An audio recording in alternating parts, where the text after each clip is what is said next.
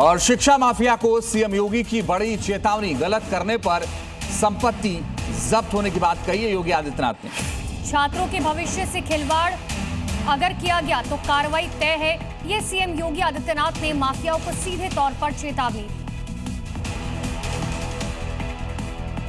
CM Yogi Adityanath का ये बयान ऐसे समय में आया है, देश के अलग अलग हिस्सों में छात्र लीक प्रूफ परीक्षा की मांग को लेकर प्रदर्शन कर रहे हैं। केंद्र और राज्य सरकार से शिक्षा माफिया पर नकेल की मांग कर रहे हैं।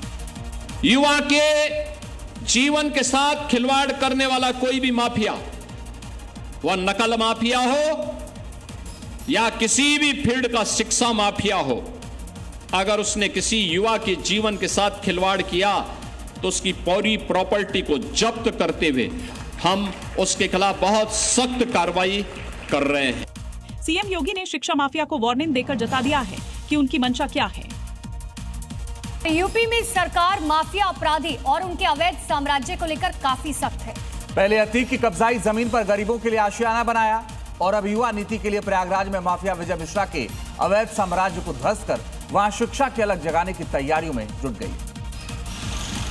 यही वो सरकारी नजूल की जमीन है जिसे माफिया विजय मिश्रा ने अपनी दबंगई और रसूख के बल पर कब्जा कर लिया था, लेकिन 2020 में योगी सरकार ने अवैध निर्माण को ध्वस्त कर दिया था और करीब 450 वर्ग मीटर जमीन पर बहुमंजिला लाइब्रेरी बनाई जाएगी, जहां पर एक साथ करीब 2000 प्रतियोगी छात्र विभिन्न परीक्षाओं की तैयारी कर सकेंगे।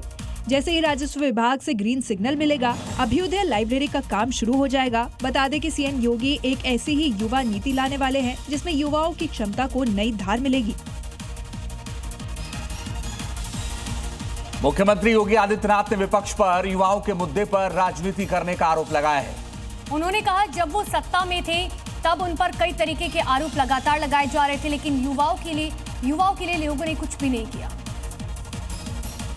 और अब जब युवाओं के लिए काम हो रहा है तो विपक्ष उन्हें गुमराह करने की कोशिश कर रहा है। उस समय की सरकारों के एजेंडे में खेल नहीं था, युवा नहीं था।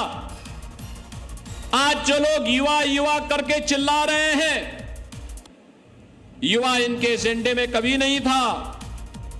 ये केवल आपका दुरुपयोग करना चाहते हैं। सीएम योगी का निशाना उन लोगों पर था जो छात्रों के मुद्दे पर यूपी और केंद्र सरकार को घेर रहे हैं। यूपी में जीत की हैट्रिक लगाने के लिए बीजेपी कोई कोर कसर नहीं छोड़ना चाहती है। और देखिए, इसीलिए विपक्ष के लिए ऐसा चक्रव्यूह तैयार किया जा रहा है ताकि वो उसी में उलझा रहे। 2027 में जीत के लिए बीजेपी एक खास चतुर्भुज प्लान पर काम कर रही है।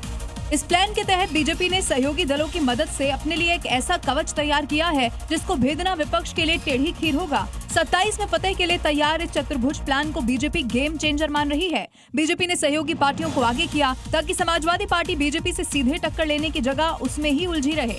बीजेपी ने आरएलडी को पश्चिमी उत्तर प्रदेश की उन सीटों पर सपा को घेरने का टास्क दिया है जहाँ पर सपा और आरएलडी ने 2022 में मिलकर चुनाव लड़ा था। निषाद पार्टी और राजभर की एसबी-एसपी को सपा के पीडीए फॉर्मूले पर घेरने के लिए लगाया गया है। वहीं अपना दल एस को ओबीसी फैक्टर पर सपा से मोर्चा लेने के लिए काम पर लगाया गया है। सोनभद्र, मिर्जापुर, बांदा जैसे जिलों के मुद्दे पर अपना दल एस सपा पर जुबानी अटैक कर रही है।